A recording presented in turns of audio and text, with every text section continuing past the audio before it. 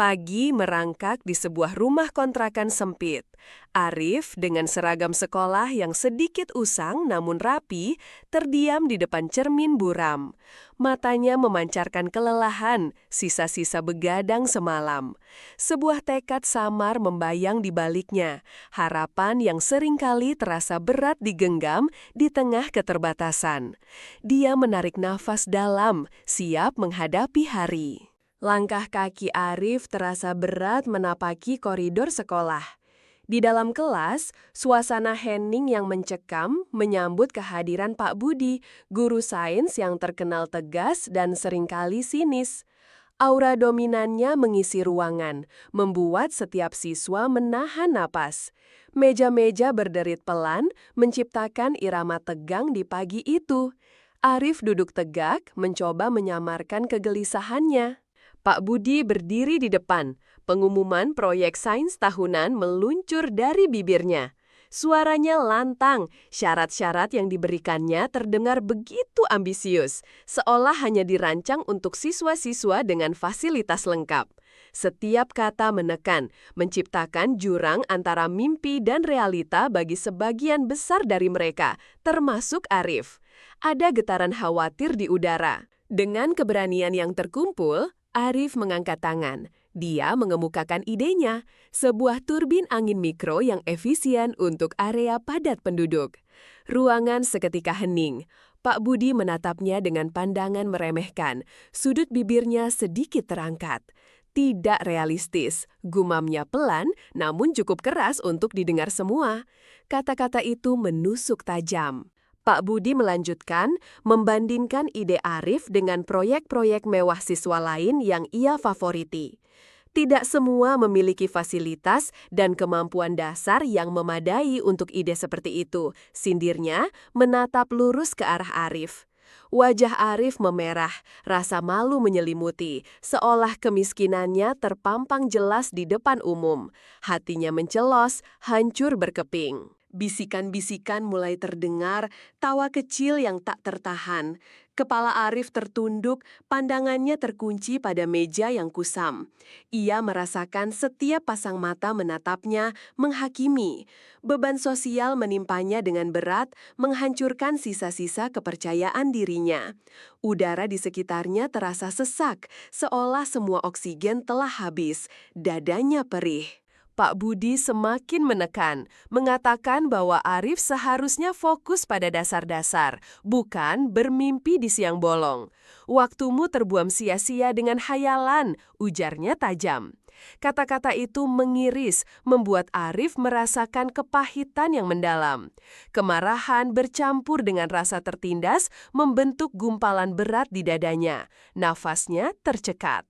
Tangan Arif mengepal erat di bawah meja, kukunya menancap di telapak tangan. Dia menahan gemetar hebat yang menjalar di tubuhnya. Matanya nanar menatap ke depan, berusaha menyembunyikan badai emosi yang berkecamuk di dalam dirinya. Dia ingin berteriak, namun suaranya tertahan di kerongkongan. Rasa sakit dan marah menguasainya sepenuhnya. Pulang sekolah, langkah Arif terseret lesu di trotoar yang ramai. Suasana riuh di sekitarnya terasa hampa. Bayangan ejekan Pak Budi dan tatapan meremehkan teman-temannya terus berputar di benaknya, menghantuinya. Setiap langkah adalah pengingat akan penghinaan yang baru saja dialaminya. Hatinya berat, seolah membawa beban dunia di pundaknya. Di kamarnya yang kecil dan pengap, Arif membaringkan diri. Matanya menerawang ke langit-langit, air mata menggenang. Buku-buku fisika berserakan di lantai, menjadi saksi bisu impiannya yang kini terasa begitu jauh. Rasa tidak adil menusuknya, memicu api kecil di dalam dadanya.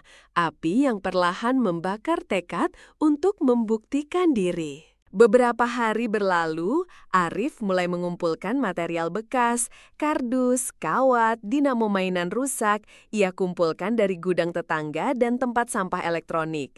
Gerakannya senyap, mata-matanya awas, seolah merahasiakan harta karun. Setiap benda ia bersihkan, ia teliti, seolah melihat potensi tersembunyi. Benih perlawanan mulai tumbuh dalam kesunyian. Malam-malam, Arif bergumul dengan buku-buku usang dan layar ponsel yang buram. Cahaya redup dari lampu belajar menemani setiap goresan pensil di buku catatannya. Ia menjelajahi forum-forum sains online, membaca jurnal, mencoba memahami setiap teori. Kantung mata menghitam, namun semangatnya tak pernah padam.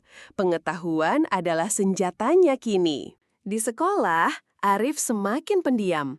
Ia menghindari keramaian, pandangannya seringkali kosong, sibuk dengan perhitungan dan desain di kepalanya. Teman-teman menganggapnya aneh, namun ia tidak peduli. Fokusnya hanya satu, mewujudkan idenya. Setiap istirahat, ia habiskan di perpustakaan, menenggelamkan diri dalam buku-buku yang jarang disentuh. Lita, teman sebangku Arif yang pendiam, sering kali memperhatikan. Ia melihat ketekunan yang luar biasa di mata Arif. Suatu siang, Lita secara diam-diam meletakkan beberapa lembar materi fotokopian tentang aerodinamika di meja Arif. Tidak ada kata-kata, hanya sebuah gestur kecil, namun itu cukup untuk menyalakan harapan di hati Arif. Lita sesekali menawarkan bantuan kecil, buku fisika bekas dari kakaknya, atau informasi tentang komponen murah. Ia tidak banyak bicara, hanya sesekali tersenyum tipis saat Arif mengangguk terima kasih. Kehadiran Lita seperti oase di padang pasir, memberikan kekuatan dan keyakinan tanpa harus diucapkan. Arif merasa tidak sendiri lagi. Di gudang belakang rumah yang lembab, Arif mulai mengaplikasikan teorinya. Potongan-potongan plastik dan logam disatukan dengan presisi. Bau lem dan karat memenuhi udara. Ia menciptakan prototipe turbin, bekerja dengan tangan-tangan yang kotor namun cekatan. Setiap sambungan adalah bagian dari mimpinya yang mulai terbentuk, perlahan. Prototip pertama gagal, balok plastik patah, kawat terlepas. Prototip kedua, ketiga pun bernasib sama. Frustrasi mendera Arif, ia mengacak rambutnya, napasnya terengah. Namun, setiap kegagalan hanya memicu tekadnya lebih kuat. Dia belajar dari setiap kesalahan, memperbaiki, menghitung ulang. Mata sembabnya memancarkan kegigihan. Suatu sore, Lita datang membawa sepiring gorengan. Ia melihat Arif yang bersimbah keringat dikelilingi serpihan prototipe gagal. Lita hanya duduk diam, mengamati, matanya penuh keyakinan yang tak tergoyahkan. Kehadirannya yang tenang adalah dukungan paling berharga. Arif memakan gorengan itu, rasa lelahnya sedikit terobati. Pekan-pekan berganti, Arif semakin kurus, wajahnya pucat, namun matanya tetap memancarkan kilatan tekad yang membara. Tangannya kini terbiasa dengan perkakas, otaknya dipenuhi rumus dan skema. Ia hidup untuk proyeknya, setiap detik adalah investasi. Perubahan dalam dirinya adalah bukti nyata dari api perlawanan yang tak terpadamkan. Akhirnya, di suatu malam yang sunyi, cahaya redup dari alat buatan Arif mulai berkedip. Bilah-bilah turbin berputar pelan, lampu kecil menyala. Senyum tipis mengembang di wajahnya, senyum kemenangan kecil yang hanya bisa ia rasakan sendiri. Proyeknya menunjukkan tanda-tanda kehidupan.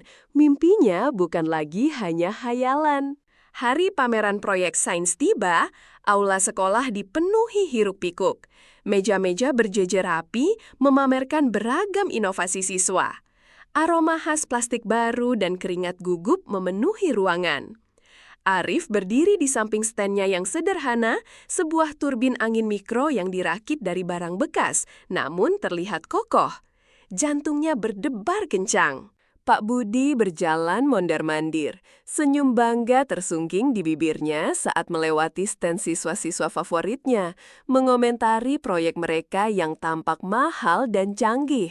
Matanya sesekali melirik sinis ke arah stand Arif, namun ia tidak berhenti, seolah enggan mengakui keberadaan proyek tersebut. Sifat sombongnya jelas terlihat. Stand Arif memang sederhana, tak ada poster mencolok atau pernak-pernik mewah. Namun, alatnya menarik perhatian. Sebuah turbin dengan bilah-bilah unik terhubung ke sebuah baterai kecil.